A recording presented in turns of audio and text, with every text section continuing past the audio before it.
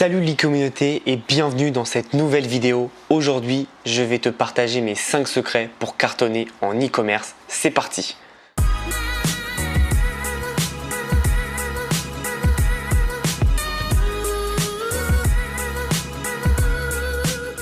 Alors au final, ces secrets, j'ai dit que c'est pour le e-commerce, mais au final c'est pour n'importe quel type de business. C'est des conseils qui sont vraiment basiques et que personne n'applique malheureusement. Il y a 5 secrets à comprendre pour réussir un business. Donc ici ça va être en e-commerce, mais c'est pour n'importe quel type de business. Ce qui est le plus important, c'est de trouver une niche, c'est très important. Et une niche, qu'est-ce que c'est? C'est pas je cible les chiens, ça c'est pas une niche, ça c'est un marché. Une niche, c'est par exemple je cible les golden retrievers, je cible les pitbulls, je cible les pugs par exemple. Ça c'est une niche, c'est une niche, comme son nom l'indique, c'est ultra niché, c'est très précis. Si tu regardes mon business à moi, je ne fais pas du e-commerce. Enfin si, maintenant j'en fais parce que je m'élargis, mais à la base je fais du print on demand. C'est la niche dans le e-commerce qui est aussi une niche dans la catégorie make money. Donc c'est très important de comprendre la différence de marché et de niche parce que si tu fais quelque chose de trop générique, malheureusement, tu ne toucheras pas assez les personnes.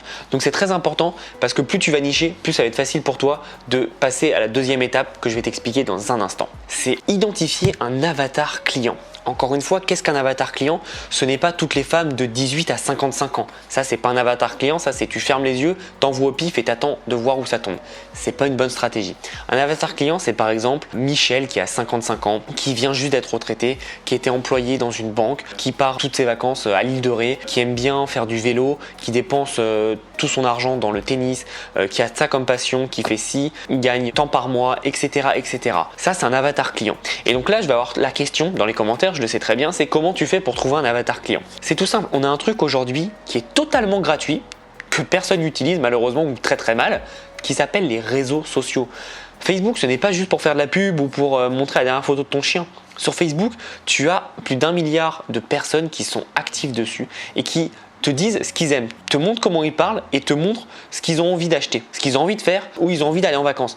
Et personne n'utilise ça pour faire des recherches et pour essayer de comprendre son marché. À chaque fois que je lance un nouveau business, je vais sur Facebook, Instagram, Pinterest. J'y passe des heures et des heures et des heures. Honnêtement, ça va me prendre à peu près 2 jours de bien tout cibler mon avatar client. Et je peux identifier mon avatar client. Du coup, après, quand je vais faire des pubs, je vais savoir comment il parle, qu'est-ce qu'il a envie et comment il aime qu'on communique avec lui. Des vidéos, de l'audio, du texte, des images, bref, je sais tout. Et c'est pour ça que c'est hyper important d'identifier ton avatar client. Et malheureusement, 99,99% des personnes ne le font pas parce que ça demande du travail en plus. Ah bah oui, c'est compliqué. Mais malheureusement, si tu fais pas ce travail en amont, bah t'as pas de résultat.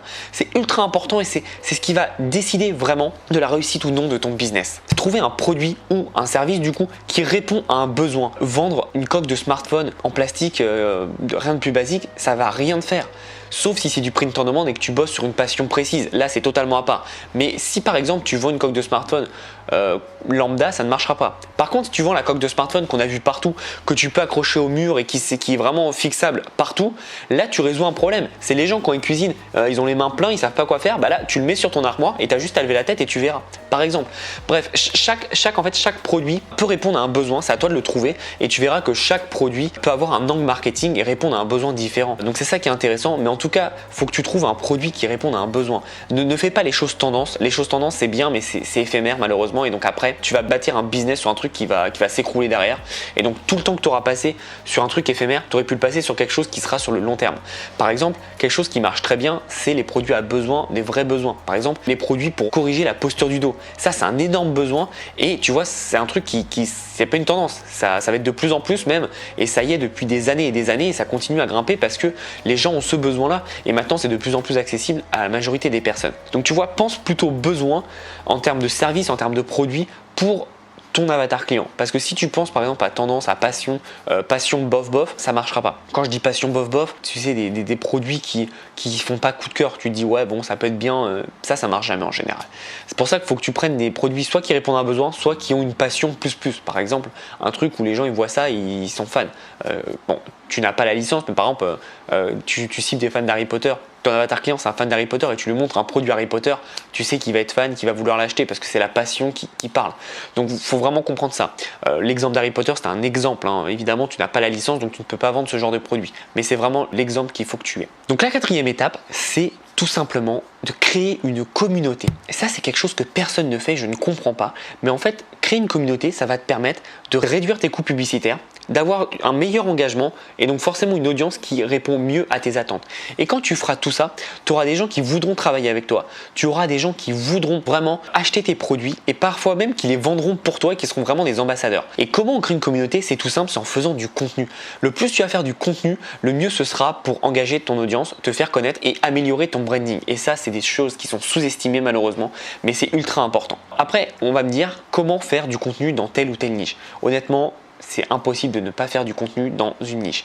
Peu importe la passion, la niche, l'activité que tu fais aujourd'hui, tu peux avoir un podcast dessus, faire des vidéos dessus, faire des photos dessus, écrire des articles dessus. C'est juste à toi de te développer. Exemple tout bête, corriger la posture de dos, tu peux faire des articles ou des vidéos en donnant des exercices pour avoir une meilleure posture. Tu peux conseiller des produits à tester en parallèle et mettre de l'affiliation par exemple qui vont expliquer, tu vois, tel oreiller te permet de mieux dormir et d'avoir une meilleure posture, etc., etc. Tu peux vraiment donner beaucoup de contenu. Ton but là, c'est pas de vendre, c'est d'être un peu un média et de conseiller les personnes qui te suivent. Et c'est ça la différence, c'est qu'en fait, tout ton écosystème de contenu doit être un média qui doit relayer vers tes offres. Donc offres, produits ou services. Si par exemple tu vends des produits pour les chiens, tu donnes des conseils sur comment dresser son chien, comment le nourrir, comment l'hydrater, etc., etc. Et sur n'importe quelle niche, et ça j'ai fait l'exercice avec énormément d'élèves, sur n'importe quelle niche, je peux te trouver en espace d'une minute plus de 30, 60 idées d'articles, de contenu ou de vidéos.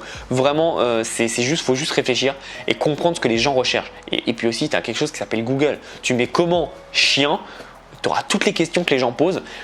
Donc voilà, il n'y a pas d'excuse, c'est à toi vraiment de comprendre comment créer cette communauté. Et donc du coup, la 5e étape, c'est d'animer cette communauté. Et donc c'est un peu ce que je te disais, par le contenu, il faut faire un maximum de contenu le plus possible. Alors il n'y a pas de chiffres, mais le plus tu peux faire, le mieux ce sera. Mais si tu fais une fois tous les mois, une fois toutes les semaines, ça ne marchera pas, ça mettra trop de temps. Par contre, si tu fais 3 fois par jour, 5 fois par jour, là forcément, tu vas donner beaucoup de contenu qui va se répercuter partout et qui va te permettre de ramener énormément de personnes. Et surtout, créer du contenu va te permettre d'avoir des gens qui ne passent pas par tes pubs pour venir vers ton site, mais qui passent vers du contenu organique et donc tu n'auras rien à payer. Et moi aujourd'hui j'ai un site, je dépense 0 € par mois en publicité et ça me rapporte énormément d'argent tout simplement en organique. Et tu n'as rien à faire du coup. C'est limite de l'automatisation à 100% de ton business. Donc c'est de la bombe et je te conseille vraiment de faire ça. Animer une communauté, c'est très important parce que si tu ne l'animes pas, tu n'auras pas un bon engagement avec eux et forcément tu n'auras pas une vraie communauté. Et comment tu fais pour animer une communauté? Tu peux lancer des concours,